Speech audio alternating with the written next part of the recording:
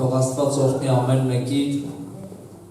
թող Աստված լցնի իր կատարյալ ճշմարտություններով, գիտեք մենք ստեղ ենք ոչ թե մեր մասին խոսալու, այլ ստեղ ենք որպեսզի խոսենք Աստծո ճշմարտությունների մասին։ Ու շատ կարևոր է, որ այդ ճշմարտությունները մենք տեսնենք, այդ ճշմարտություններով մենք ապրենք, այդ ճշմարտությունների մեջ գնանք, որովհետև միայն ճշմարտությունն է, որ ունի զորություն ազատելու։ Երբեք ու երբեք ոչ մի բան չի կարա այնքան ազատարար լինի, քան աստվածային ճշմարտությունները։ Այո, այսօր կան աշխարհում ճշմարտանման ստեր։ Այսօր շատ բաներ կան, որ իրանք նման են ճշմարտությանը, որ իրանք ինչ-որ առումով շատ գեղեցիկ են, շատ լավ փաթեթավորված են, բայց իրականում դրանք ճշմարտություն չեն, ու դրանք չեն կարա ազատագրեն։ Միայն Աստծո ճշմարտությունն է, որ ինքը ազատագրում է, որ ինքը փրկագնում է, որ ինքը փոխում է մեր կյանքերը։ Դրա համար մենք խոսում ենք ճշմարտությունը ու չենք դադարելու խոսելու։ Ինչի մասին է այսօր իմ քարոզը։ Այսօր ուզում եմ խոսալ մի փոքր օծության մասին։ Նախ ուզում եմ, որ մենք տեսնենք ինչ է օծությունը, ինչպես կարելի է այն ձեռք բերել այդ օծությունը ու որտեղ ներդնել այդ օծությունը։ Ինչն է նպաստում, որ մեր օծությունը ավելանա ու ինչը կարա խոչընդոտի օծության պակասին։ Препятствовать помазанию։ Ու քարոզը վերնագրել եմ հետևյալ կերպ. ավելի օծված, քան մյուսները։ Ամեն։ Ավելի օծված, քան մյուսները։ Գիտեք, ես չեմ ուզում բավարարվել նրանով, ինչ որ կա իմ կյանքի մեջ։ Ես ուզում եմ գնամ ավելի հեռու, որովհետև Աստծո արքայության համար ավելի շատ բաներ անելու համար պետք է ավելի շատ օծություն։ Այն ինչ որ երեք դու ունեիր, դա բավական չի, որ այսօր անես։ Սա գիտեք ինչի է նման, որ երեկվա ապրանքը այսօր արդեն հին է։ Վաղը ավելի հին է լինելու։ Դրա համար մեզ պետք է որ մենք այդ օծությունը ունենանք։ Նախ առաջինը ես կուզենամ մենք տեսնենք ընդհանրապես ինչի համար մենք պետք է օծված լինենք։ Որն է Աստծո նպատակը, որ Աստված ուզեց մեզ օծի։ Գիտեք չէ, որ Աստված ուզում է յուրաքանչյուրիս օծի։ Աստված ուզում է, որ ամեն մի իր որդին ու դուստրը լինեն օծված։ Ու կա մի կարևոր նպատակ, որ ինքը ուզում է օծած լինի, ու այդ կարևորագույն նպատակը արձանագրվել է Եսայա մարգարեության մեջ Եսայա մարգարեի կողմից 61-րդ գլուխ առաջին խոսքից։ Գիտեք, Հիսուսը երբ որ առաջին անգամ մտավ ժողովարանը ու գիտեք Ղուկասի ավետարանի մեջ նկարագրված այդ պահը, երբ որ ինքը 40 օրերի ընթացքում Հիսուս 40 օրերի ընթացքում ծոմ պահեց, երբ որ ինքը սատանայի հետ մարտի մեջ մտավ, մենամարտի մեջ հաղթեց, ու երբ որ ինքը ինչավ ու գրված է մտավ Կափառնայում առաջին շաբաթ օրը, առաջին իսկ քարոզը, համենայն դեպս ավետարանը տենց է նկարագրում, միգուցե դա առաջինը չի եղել, բայց այն ինչ որ ավետարանն է ցույց տալի, ես դրա մասին եմ խոսում։ Առաջին իսկ շաբաթ օրը ինքը Կափառնայում ժողովարանի մեջ գրված է, որ երբ որ նրան խնդրեցին քարոզի, ասում նրան Եսայա մարգարեու գիրքը տվեցին։ Պատահական չէ, որ Հիսուսը Եսայա մարգարեի միջից, մարգարեության միջից բացեց հենց այս հատվածը, ու ինքը այս հատվածը կարդաց, ու հետո ինքը շեշտեց, որ այս խոսքերը այսօր կատարվեցան։ Ձեր ականջներում հնչված խոսքեր այսօր կատարվեցան ու դրա համար ուզում էին Հիսուսին սպանել։ Գիտեք, Այսօր երբ որ քո վրա օծությունը մարդիկ տեսնում են, կան մարդիկ, ովքեր որ կուզենան գան այդ օծության հետևից, կան մարդիկ, ովքեր որ կթշնամանան քո դեմ, թշնամաբար կտրամադրվեն քո դեմ, բայց քո օծությունը քեզ դուրս կհանի այդ թշնամիների միջից։ Ու տեսեք ինչ ասում Եսայիա մարգարեն, Տեր Եհովայի հոգին ինձ վրա է, Աստծու հոգին ինձ վրա է։ Առաջին բանը, համար առաջինը, որ ես ու դու պետք է հստակ իմանանք մեր հոգևոր ապրելակերպի մեջ, որ Տիրոջ հոգին իմ ու քո վրա է։ Առաջին բանը, համար առաջին, Տիրոջ հոգին քո վրա է։ Ու սա պարտավորեցնող է, որ ես ու դու ուշադիր լինենք, որ ինչ ոնց ենք ապրում, ուշադիր լինենք մեր ապրելակերպին, որովհետև Տիրոջ հոգին մեր վրա է, այսինքն Տիրոջ հոգին մեր հետ է ամենտեղ։ Հաջորդ ասում է, ըստ որում Տերը օծել է ինձ, տեսեք, Աստծո հոգին իմ վրա է, երկրորդ կարևոր բանը նպատակը ինչի համար է Տիրոջ հոգին իմ վրա, որպեսզի ինքը ինձ օծի, ինձ տա օծություն, որովհետև հաջորդը ասում է նպատակը։ Առաջինը, Աստծո հոգին եկել է իմ վրա, որպեսզի ինձ օծի, ու այդ օծությունը կարևոր նպատակ ունի։ Օծությունը պետք է ինձ ու քեզ, որպեսզի մենք կարողանանք անենք այն ինչ որ հաջորդ խոսքերի մեջ գրված ասում։ Նա ուղարկել է ինձ, տեսեք, Աստծո հոգին գալիս է, ինձ ու քեզ օծում է ու մեզ ուղարկում է։ Եթե դու ուզում ես սկսես շարժվել, դու պետք է փափագես Աստծո հոգու ներկայությունից օծություն վերցնես։ Դա գիտեք երբ է տեղի ունենում։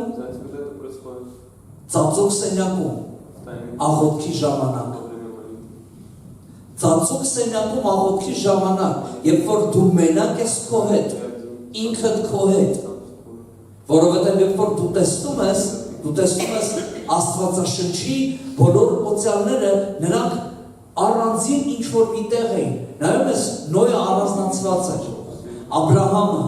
Իսահակը, Մովսեսը, Հակոբը, նրանք առանձին էին, ու Տերը գալիս էր այդ ժամանակ ու նրանց հետ խոսում էր։ Ասում է, ուղարկել է ինձ աղքատներին ավետիք տալու, կոտրված սիրտ ունեցողներին բժշկելու, գերիներին ազատություն հրատարակելու և կապյալներին արձակում։ 4 կարևորագույն բաներ, խոսքի շարունակության մեջ ասում է, որ Տիրոջ տարին հրատարակեն, մոխրի մեջ նստածներին փառք տրվի, ուրախության յուղ սգավորներին պատմուճան, դրանց մասին մի ուրիշ օր կքարոզենք, բայց այսօր ուզում եմ մենք տեսնենք բուն նպատակը Տիրոջ օծության։ Ասում է Տերը եկել է իր հոգով, որպեսզի ինձ օծի, սա գիտեք ինչ է նշանակում, որ երբ որ ինչ որ միտեղ թագավորը ուղարկում է իր դեսպաններին, նա նրանց արտոնություն է տալիս, նա նրանց լիազորում է որոշակի իշխանության, որոշակի իրավունքով, որ նրանք կարան իր անունից խոսեն օծությունը, գիտեք ինչ անում, օծությունը իմ ու քո կյանքի մեջ բերում է իշխանություն, որպեսզի մենք Աստծո անունից խոսենք, որպեսզի երբ որ մենք աղոթք ենք անում, մենք Հիսուսի անունով խոսենք հիվանդությանը, Հիսուսի անունով խոսենք դժվարությանը, Հիսուսի անունով խոսենք հանգամանքներին ու իրավիճակներին ու մարդկանց կյանքի մեջ գա փոփոխություններ։ Տեսեք 4 կարևոր բան, աղքատներին ավետիք տալու, այսինքն նրանք ովքեր որ աղքատ են, գիտեք, ես խոսել եմ դրա մասին, աղքատը նա չի ով ֆինանս չունի, աղքատը նրանք են ովքեր որ Աստծուն չունեն, աղքատը նրանք են ովքեր հույս չունեն, աղքատը նրանք են ովքեր ապագայի մասին տեղեկություն չունեն, լսել եք մարդկանց որ ասել են, ինչ իմանամ հետո ինչ է լինելու, սա աղքատության նշան է, աղքատ մարդը մենակ չգիտի ինչ է լինելու հետո, Այսինքն աղքատներին ավետիք տալու, այսինքն Աստծո օծությունը ինձ ու քեզ օգնում է, որպեսզի աղքատության մեջ նստածներին բարինուրը փոխանցենք։ Հաջորդը կոտրված սիրտ ունեցողներին բժշկելու, նրանք ովքեր որ ցավի ու վշտի մեջ են, նրանք ովքեր որ սքի մեջ են, նրանք ովքեր որ կորցրել են իրենց հույսը, նրանք ովքեր որ կոտրված են սրտով, ում որ ցավեցրել են, ում որ վշտացրել են, ում որ վիրավորել են, ում որ անարգել են, նրանց կոտրված սիրտ ունեցողներին բժշկելու Աստծո օծությունը իմ քո վրա բերում է մեզ մի կարգավիճակի, որ մենք կարողանում ենք այդ կոտրված սիրտ ունեցողներին բժշկություն բերել։ Գերիներին ազատագրություն։ Ազատել գերիներին, ովքեր են գերիները, այսօր բազում մարդիկ կան, որ նրանք գերի են իրենց մտքերին, նրանք գերի են իրենց ապրելակերպին, նրանք գերի են ալկոհոլին, նարկոտիկներին, լիքը բաներ կան, որ մարդիկ այսօր գերության մեջ են, կապանքների մեջ են, այսօր մարդիկ կարիք ունեն, որ ինչ որ մեկը գա ու ազատագրի, ինչ որ մեկը գա ու ցույց տա ելքը, գերին գիտեք ով է, նա ով ինքը ինքնուրույն չի կարող դուրս գալ այն տարածքից, որի մեջ ինքը գտնվում է։ Գերիներին ինչ են անում, կապում են ու տանում են, գերիները գնում են իրանց տերերի հրամանով, գերիները նստում են իրանց տերերի հրամանով, գերիները քնում են իրանց տերերի հրամանով։ Ու պետք է մեկը, ով որ կկարողանա գա ու բացի այդ դռները ու իրանց ազատի։ Այսօր ես ու դու Տիրոջ հոգու ներկայությունից օծություն ունենք բացելու այդ դռները։ Ազատություն տալու գերության մեջ նստածներին ու ազատություն եւ կապյալներին արձակելու, նրանք ովքեր որ կապված են։ Այսօր լիքը մարդիկ կան, որ դիվային ազդեցությունների ներքո են, լիքը մարդիկ կան, որ կապված են ինչ-որ բաների հետ, գիտեք մենք էլ մեր սրտերի մեջ շատ բաների հետ կապված ենք, տեսեք, այնպես չի, որ մենք քիչ առաջ հաղորդության ժամանակ խոսում էինք ու տեսանք, որ մեղքից ազատ չի նա, ով որ չի ընդունում, որ մեղավոր է, այլ մեղքից ազատ է նա, ով որ ինք խոստովանում է, գիտեք այսօր բաներ կան, որ մեր հին ավանդույթների հետ մենք կապված ենք, կան բաներ, որոնցից մենք չենք կարող մեր ներսում ազատագրվենք։ Այսօր շատ մարդիկ գիտեք ինչի համար չեն կարողանում ընդունել ճշմարտության խոսքը, որովհետև դա նրանց ազատ, պետք է ազատի։ Մարդիկ այսօր կապված են ինչ-որ ավանդույթների հետ, ինչ-որ ծիսակատարությունների հետ, ինչ-որ ազգային օրենքների, բարքերի, կարգերի հետ։ Ու Աստված մեզ օծում է, որպեսզի մենք կարողանանք այս կատեգորիայի մարդկանց ազատագրենք, փրկենք այդ վիճակից, ավետարանի բարինուրը փոխանցենք, բժշկություն բերենք, ազատագրություն տանք, կապանքներից քանդենք, ցույց տանք, որ կա ելք այդ ամեն ինչից։ Ու գիտեք, կարևոր չի, թե դու ինչ ծառայության մեջ ես։ Մենք ամեն մեկս ունենք մեր կանչվածությունը, ամեն մեկս ունենք մեր կոչումը, Աստծո մեջ ամեն մեկս Քրիստոսի մարմնի մեջ ինչ որ գործողություն ենք անում։ Ու գիտես, կարևոր չի, թե դու ծառայության որ տեղում ես կանգնած։ Դու փառաբանության խմբի մեջ ես, մեդիայի մեջ ես, կարգուկանոնի մեջ ես, խոսքի մեջ ես, տնային խմբակի ավակ ես։ Կարևոր չի, թե դու ինչ ծառայություն ես ստանձնում, գիտես քո ծառայության նպատակը պետք է լինի այս 4 բաները։ Ինչ էլ որ դու անես, քո ծառայությունը պետք է հանգեցնի նրան, որ եթե դու փառաբանության մեջ ես, քո նվագելը, քո երգելը պետք է բերի, որ աղքատները ավետարանը լսեն։ Պետք է կոտրված սիրտ ունեցողը բժշկվի, գերին պետք է ազատվի, կապանքները պիտի քանդվեն։ Եթե մեր ծառայության մեջ չկա այս բաները, ուրեմն մենք ուղղակի ինչ որ մի բան արեցինք։ Բայց մեր ձգտումը, մեր փափագը պետք է լինի, որ մենք սրա մեջ հաստատված լինենք, Սրա մեջ գնանք ու սրա մեջ ընթանանք։ Եթե այսօր ես ու դու հստակ տեսնենք, որ ինչպես որ Քրիստոսը կանգնեց ու ասեց, այսօր ես ու դու տեսնենք, որ Տիրոջ հոգին եկել է, որպեսզի ինձ օծի, այսինքն ինձ տա կարողություն, ինձ տա արտոնություն ու ուղարկի, ես կսկսեմ դրա մեջ լինել։ Գիտեք, ցավոք սրտի ոչ բոլորի մեջ մոտ է, որ այդ օծությունը ավելանում է։ Ու կա մի պատճառ, գիտեք, շատ կարևոր է, որ մենք տեսնենք ինչը կարա Աստծո օծությունը պակասեցնի մեր վրայից։ Ու ես ուզում եմ, որ մենք տեսնենք Եբրայեցիների առաջին գլուխ 9-րդ խոսքը։ Հələ տեսեք ինչքան հզոր խոսք է այստեղ գրված։ Սա Հիսուսի մասին է։ Ասում է սիրեցիր արդարությունը եւ ատեցիր անօրենությունը։ Տեսեք, ուզում եմ ես ցույց տամ, որ կարևորագույն շեշտադրումը ստեղ է սրբուբանների վրա է, ասում է սիրեցիր արդարությունը եւ ատեցիր անօրենությունը, սրա համար օծեց քեզ ով Աստված, քո Աստվածը ուրախության յուղով ավելի, քան թե քո ընկերներին։ Այս խոսքի հիման վրա է, որ ես իմ քարոզս անվանել եմ ավելի օծված, քան մյուսները։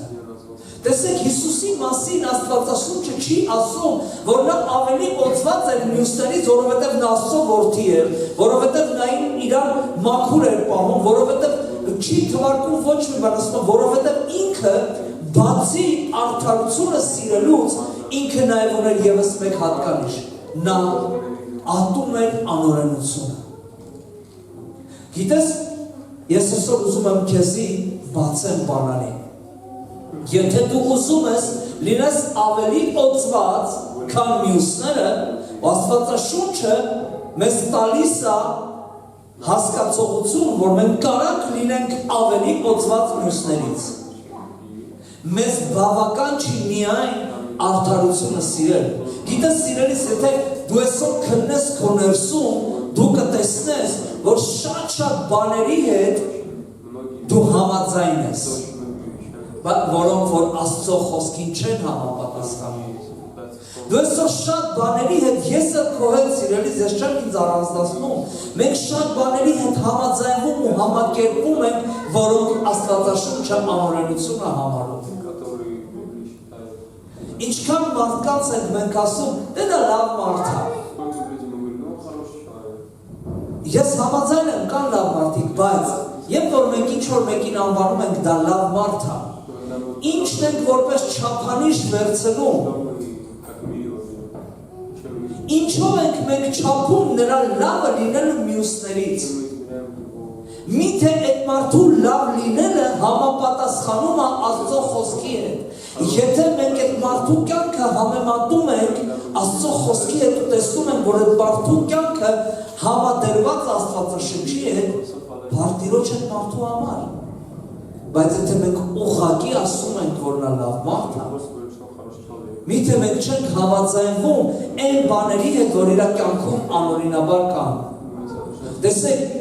խոսքը հստակ ասում է, քանի որ Հիսուսը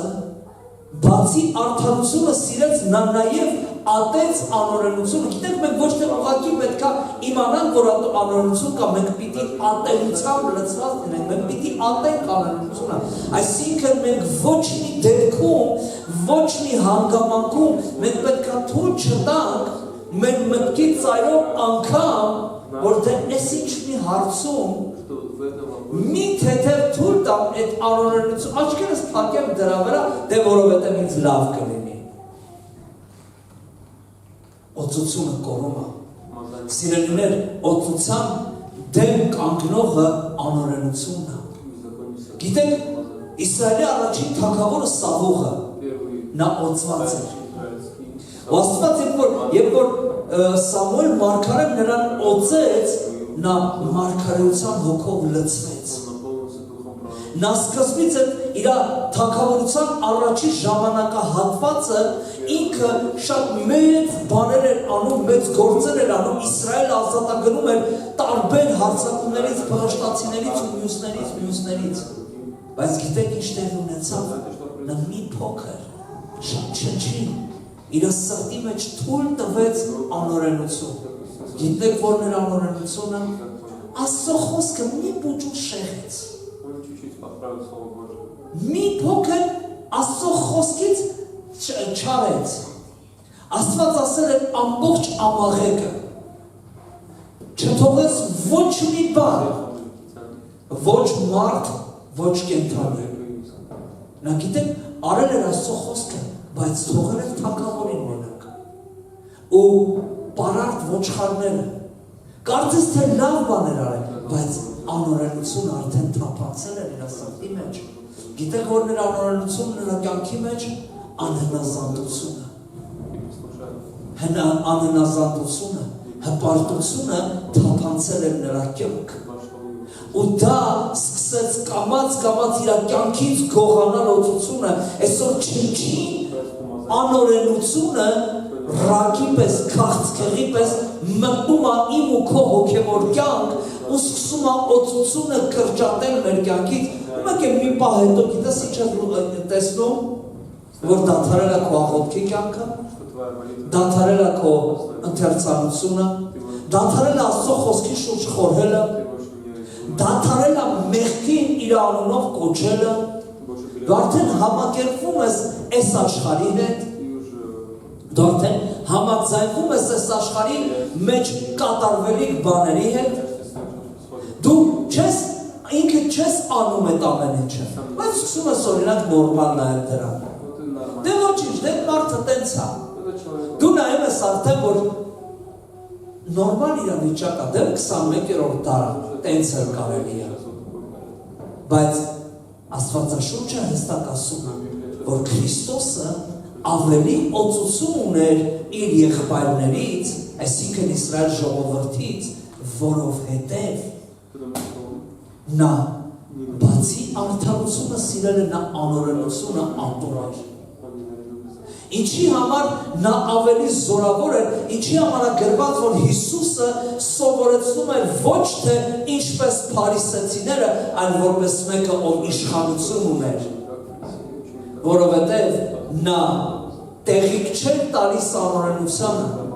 նա ուղիղ անվանում է ամեն բանը ասում էր իր անունով։ Հիմա սիրելիներս ուզում եմ մենք մի հատ հստակ հասկանանք։ Տեսեք, մենք տեսանք, որն է խոչընդոտում օծությանը, այսինքն չնչին անօրենությունը օծությունը պակասեցնում է քո վրայից։ Հիմա ուզում եմ տեսնենք, թե որն է անօրենությունը, ինչ սահմանում կարելի է տալ անօրենությունը, ինչ ձևով մենք կարող ենք հասկանալ, դա անօրենություն է, թե ոչ։ Ոնց դու կարաս իմանաս, ոնց հասկանանք։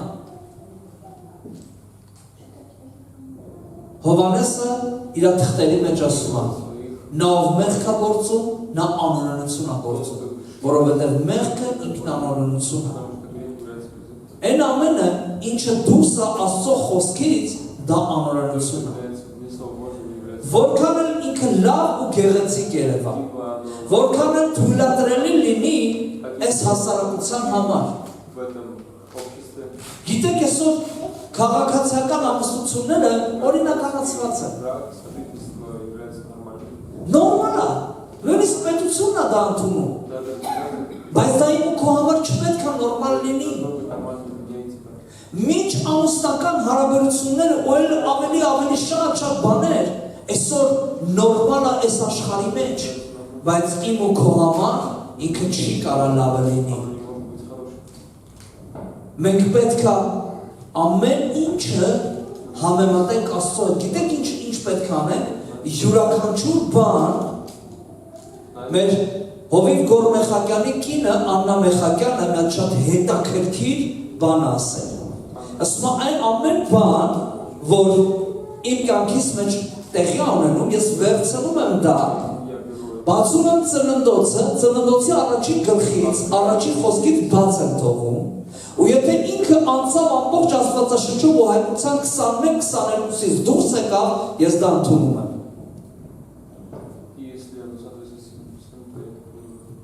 пропустишь через Библию, если он пройдет по всей Библии, значит можно принимать. Բայց եթե ինչ-որ միտեղ ինքը կանգ առավ, ուրեմն դա անհամեմատելի է։ Գիտեք ինչի է նման, որ եթե դու ինչ-որ մի ապրանք ուզում ես մտցնես տուն, ու քո դռները չի հերիքում, քո դռները փոքր է, ինքը ինչ անում, բախվում է, չէ՞։ Նույնը անօրենությունն է սիրելիս, անօրենությունը երբեք չի կարա համապատասխանի Աստծո խոսքին։ Բացառվում է, որ որևիցե մի բան, որը որ Աստված համարել է անօրեն 6000 տարի առաջ, այսօր ինքը դա համարի նորմալ։ Եթե այն ժամանակն ասել է, որ դա մեղք է,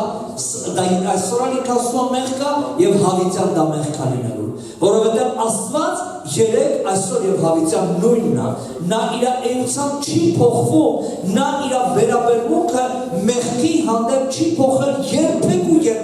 ու չի փոխել։ Դրա համար ես ու սիրելիներս պետք է ունենանք հստակ որոշում մեր սրտերի մեջ, որ ամեն բան, ինչը որ չի համապատասխանում Աստվածաշնչին, ինչը որ չի մտնում Աստծո խոսքի մեջ, ինչը որ չի գնա Աստծո խոսքի հետ համահունչ, դա չի կարա լինի ճիշտ։ Դա վնասելու է, դա գողանալու է իմ կողծությունը։ Հիմա սիրելիներս, ինչպես հեռու մնալ անօրենությունից։ Ոնց կարանք մենք հեռանանք անօրենությունից։ Կա արդյոք մի բան, որը մեզ կարա հեռու պահի անօրենությունից։ Տեսեք, ես չեմ ասում, որ անօրենությունը մեզանից հեռացնի, այլ որ մեզ անօրենությունից հեռացնի, որովհետև անօրենությունը յուրաքանչյուր քայլափոխի դու կարաս հանդիպես ինչ-որ մի բանի հետ։ Ես ինչի համար եմ սա շեշտադրում, որովհետև սա հենց այն քաղցկեղն է, որը կտրում է մեր օծությունը։ Եթե ես ու դու ուզում ենք լինենք օծված, կատարելու Աստծո հանձնարարականը, մենք պետք է մեր անձերը մաքրենք։ Մենք պետք է սուրբ լինենք։ Կա բաներ, որ մենք պետք է չանենք։ Կա բաներ, կա տեղեր Հակոբ ջան, որ չպետք է մտնես։ Կա տեղեր, որ քո երաժշտությունը չպետք է լինի, որովհետև դա գողանալու է քո օծությունը։ Դա գողանալու է քեզանից այն թարմությունը, այն յուղի պարարտությունը, որը որ Աստված տվել է քեզ, որ դու դրանով ավետարանը տարածես։ Կա բան, որ ես չպետք է մտնեմ, որովհետև դա ինձանից գողանա այն օծությունը, որ ես խոսքի ճշմարտությունը խոսամ։ Տեղեր կան, որ մենք չպետք է մտնենք։ Շատ անգամներ մենք կարող է մտածենք, դե ես օծված եմ, ես օծություն ունեմ, ես կարող մտնեմ, չէ։ Անօրեն տեղեր կան, որ մենք չպետք է մտնենք, մենք պետք է զգուշ լինենք։ Տեսեք, Առակաց 8-րդ գլուխ 10-րդ խոսքը, 13, Առակաց 8-13։ Ինչն է, որ ինձ ու քեզ հեռացնում անօրենությունից։ Տիրոջ երկյուղը չարնատելն է, հպարտությունն ու ամբարտավանությունը եւ չար գնացքը եւ նենգավոր բերանը ես ատում եմ։ Տեսեք սիրելիներս, երբ որ իմ ու քո կյանքի մեջ կա Տիրոջ երկյուղը, երբ որ ես ու դու լցված ենք Տիրոջ երկյուղով, երբ որ մեր կյանքի մեջ կատարյալը, գերագույնը, ամենակարևոր բանը Աստծուն հաճեցնելն է, Աստծուն պատվելն է, Աստծուն կատարյալ հարգանք ցուցաբերելն է, մենք չարը կատենք։ Մենք հպարտությունն ու ամբարտավանությունը մեզանից կհեռացնենք։ Մենք չար գնացքը ու նենգավոր բերանը չենք ընդունի։ Ուրեմն, որպեսզի մենք մեր օծությունը պահենք ու ավելացնենք, մեզ պետք է լցվենք Տիրոջ երկյուղով։ Մեզ պետք է խնդրենք Սուրբ Հոգուց, որ Սուրբ Հոգին մեզ սովորեցնի, որ նա Տիրոջ երկյուղ է։ Մեզ պետք է որ Սուրբ Հոգու միջոցով մենք տեսնենք Աստծո մեծությունը ու իր հանդեպ երկյուղատությամբ լցվենք։ Ու այդ ժամանակ գիտես ինչ ես անում, երբ որ դու լցված ես Աստծո հանդեպ երկյուղով, երբ որ Տիրոջ երկյուղը քո ներսում է ու ինքը անընդհատ քեզ ճիշտ դիրքի մեջ ավերում, Աստված ավելի է օծում, ավելի է լցնում քեզ, ավելի է շատացնում ամեն օր յուղի պարարտություն ավերում քո կյանքի մեջ։ Գնանք առաջ սիրելիներս։ Ու շատ կարևորը գիտեք որն է, երբ որ մենք Տիրոջ երկյուղով ենք լցված, մենք ամեն ինչին սկսում ենք իր անուններով տալ։ Մենք չենք ատում մեղավորներին, բայց մենք մեղքին ճիշտ անուն ենք տալիս։ Գիտեք, օծված մարդը, Հիսուսի օծությունը, գիտեք ինչ էր անում, Հիսուսի օծությունը բացահայտում էր մարդու մեղավոր վիճակը ու ազատագրում էր նրանից։ Օծությունը երբեք մեղավորին չի թողում մեղքի մեջ, որ կործանվի։ Օծությունը լուսաբանում է մեղավոր վիճակը ու տալիս է հնարավորություն դուրս գալու մեղքից, մեղքի կապանքներից, մեղքի ճիրաններից դուրս գալու։ Դրա համար ինձ ու քեզ պետք է օծություն սիրելիս, որպեսզի մենք կարողանանք այս քաղաքի մեջ, այս ժողովրդի մեջ գործենք, այս ժողովրդին ազատագրենք, Սուրբ Հոգու միջոցով ազատագրենք ինձ ու քեզ օծություն ապրենք։ Մեզ պետք է լցված լինենք Սուրբ Հոգով, պետք է լցված լինենք զորությունով։ Գողոսացիների 3-րդ գլուխ 8-10 համարները, խորհուրդ կտամ 3-րդ գլուխը ամբողջությամբ կարդաք։ Առաջին խոսքից սկսած հիանալի է, ասում են, եթե Տիրոջ հետ մահացաք, եթե Տիրոջ հետ խաչվեցիք, ուրեմն վերինները մտածեք, որտեղ որ Քրիստոսն է։ Գիտեք ինչ ասում Պողոս առաքյալը Կողոսացիներին, ասում է, եթե դու որոշել ես Քրիստոսի հետ մահանաս, ուրեմն քո նպատակը, քո փափագը պետք է մեկը լինի, երկնային բաներ մտածել այն, ինչը որ երկնային արքայության հետ է համապատասխանում։ Լավ, 8-րդ խոսքից կարդամ։ Ասում եմ, բայց հիմա դուք էլ դրեք այն ամենը, բարկությունը, սրբությունը, չարությունը, հայոյությունը, ամոթալի խոսքերը ձեր բերանից են։ Սուտ մի խոսեք իրար հետ, հանեցեք հին մարդը իր գործերով է, և հակեք նոր մարդը, որ նորոգված է գիտությունով իր ստեղծողի պատկերի պես։ Որպեսզի սիրելիներս իմ ու քո կյանքի մեջ օծությունը գա, ավելանա ու մնա, մենք պետք է հին մարդուց հրաժարվենք։ Մեր հին բնավորության գծերից հրաժարվենք։ Ես խոսքի սկզբից հիշում եք, ասացի, որ կան բաներ, որոնցով մենք կապված ենք։ Ու գիտեք, ինձանից ու քեզանից հեռու չի ըստեղ գրվածները։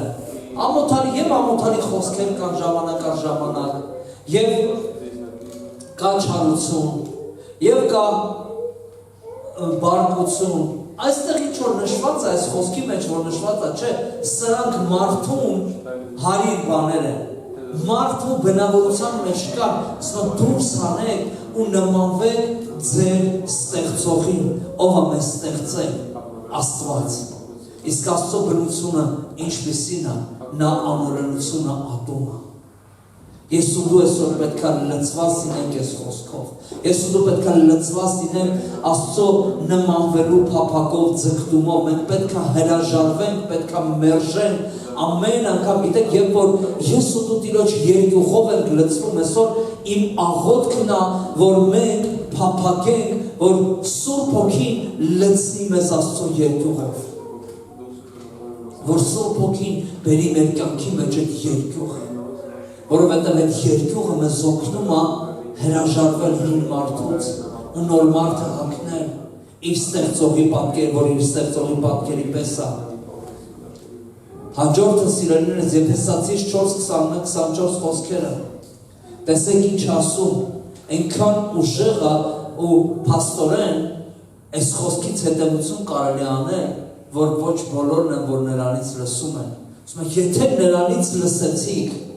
և նրանով սովորեցիք, ինչպես որ ճշմարտությունն է Հիսուսումը, եթե ես ու դու լսել ենք Աստծուց, լսել ենք այդ ճշմարտությունները, որը որ Հիսուսում է, ասում են, որ ձեզանից դուրս հանեք առաջի գնացքի պես եղող հին մարդը, որ խաբեության ցանկությունով ապականված է։ Գիտեք որն է խաբեության ցանկությունը, որ մեղք այսօր անվանվում է օրինական բան։ Այն ինչ որ հələ դեռ 50-ական թվականներին ամոթալի էր, այսօր դա դարձել է նորմալ երևույթ։ Այն ինչ որ մի քանի տասնամյակ առաջ դա անօրենություն էր, դա համարվում էր անբարոյականություն, այսօր դա բարոյականություն է դառել։ Այսօր դա դառել է կուլտուրա, այսօր դա դառել է հասարակության մեջ մի վիճակ, որ բոլորը դրանով ուզում են ապրել։ Այն տեսեք ասում է հանե խաբեության ցանկությունը հենց այդ է։ Ու գիտեք սա թափանցում է նաև քրիստոնեական աշխարհ։ Եթե քրիստոնյան լծված չլինի Տիրոջ երկյուղով, եթե քրիստոնյան չձգտի նորոգվելու, մտքի նորոգությունով նորոգվելու, խաբեության ցանկությունը գալու է։ Ու բռնելու է ինձ ու քեզ, ու գիտեք նպատակը մեկն է, որպեսզի ինձ ու քեզ զրկի Տիրոջ օծությունից, որպեսզի մենք չկարողանանք կատարենք այն գործը, որը որ Տերը դրել է այն մուքով վրա։ 23-րդ խոսքը ասում է եւ ձեր մտքի հոգովը նորոգվեցեք եւ նոր մարդին ակեք, որ Աստծո պատկերին պես ստեղծված է ճշմարտության արդարությունով եւ սրբությունով։ Տեսեք որն է Աստծո պատկերով ստեղծվածը։ Աստված ինձ ու քեզ ստեղծել է ճշմարտության արդարությունով ու սրբությունով։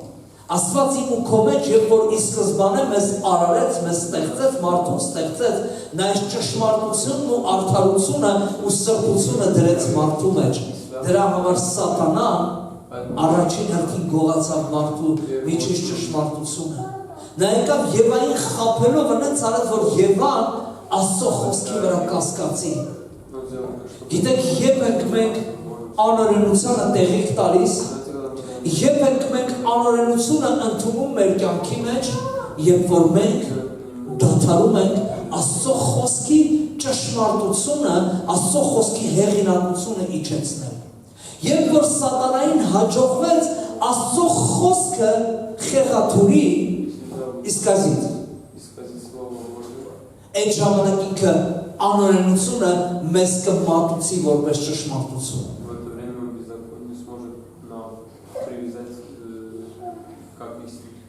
Преподнести как истину։ Դրա համար սիրելիներս ես ու դու պետք է ամեն օր նորոգվենք մտքի նորոգությամբ։ Պետք է թարմացնենք մեր միտքը ամեն օր, պետք է ու տեսեք ոնց դա կարելի անել։ Հակոբ ջան, կարաս գաս արդեն ախպերս։ Առաջին Պետրոս, երկրորդ գլուխ, առաջինից երկրորդ համարները։ Խոսքն ասում է հետևյալը. Դեն գցելով ամեն չարությունը եւ ամեն խաբեությունը։ Տեսեք, ասում է դեն գցելով ամեն չարություն ու ամեն խաբեություն եւ կեղծավորությունը, գիտեք կեղծավորությունը որն է։ Գիտեք մենք ժամանակ առ ժամանակ ինքներս մեր հետ կեղծավորենք։ Երբ որ մենք չենք ընդունում, որ ինչ-որ մի բան մեր կյանքի մեջ սխալ է, մենք կեղծավորություն ենք անում, ինքներս մեր հանդեպ։ Ասում է, ամեն չարությունը, ամեն խաբեությունը եւ ամեն կեղծավորությունը եւ նախանձը եւ ամեն չարախոսությունը նորածի երեխաների պես ցանկացեք այն բանավոր անխարդախ կաթին, որ նրանով աճեք դեպի փրկությունը։ Որն է անխարդախ կաթը, դա Աստծո խոսքը սիրելիներս։ Իսկ ոնց կարանք մենք հակառակվել չարությանը, նախանձին, ատելությանը ու այս ամեն անօրենությանը, երբ որ մենք փափագում ենք Աստծո խոսքով ապրելու, երբ որ մենք ձգտում ենք, որ Աստծո խոսքը ամեն օր մեր կյանքի մեջ նորոգվի, այդ ժամանակ գալիս է թարմությունը, այդ ժամանակ գալիս է նորոգությունը, ու այդ ժամանակ մենք սկսում ենք աճել դեպի փրկությունը։ Դրա համար սիրելիս, այսօր իմ կոչն է ինձ ու քեզ, որպեսզի մենք չկորցնենք մեր օծությունը ու կարողանանք կատարենք այն գործը, որի համար Աստված կանչել է ինձ ու քեզ։ Մեզ պետք է վերանայենք մեր հոգևոր ընթացքը, վերանայենք մեր կյանքը, վերանայենք մեր ապրելակերպը, վերանայենք մեր վերաբերմունքը այն ամեն բաների, ինչ որ կատարվում է մեր շրջապատում։ Ու ճիշտ դիրքորոշում ունենանք, ու ճիշտ դիրքորոշումը մենք ունենանք ձեռք կբերենք այն ժամանակ, երբ որ մենք ամեն բաներին նայենք Աստծո խոսքի միջոցով։ Ու այդ ժամանակ մի կողմ կդնենք կանոնությունը եւ Աստծո օծության մեջ կգնանք ավելի ու ավելի։ Ու Տերը կփառավորվի այդ ամենի միջոցով, որովհետեւ ինչպես որ սկզբից ասացի, նորից ուզում եմ կրկնել, որ մեր ծառայությունների, մեր բոլոր գործողությունների արդյունքը պետք է լինի հետևյալը, որ աղքատներին ավետարանը քարոզվի, կոտրված սիրտ ունեցողները բժշկվեն, գերիները ազատագրվեն, կապյանները արձակվեն։ Թող Տերը օրհնի, եկեք կանգնենք աղոթք անենք։ Հալելույա։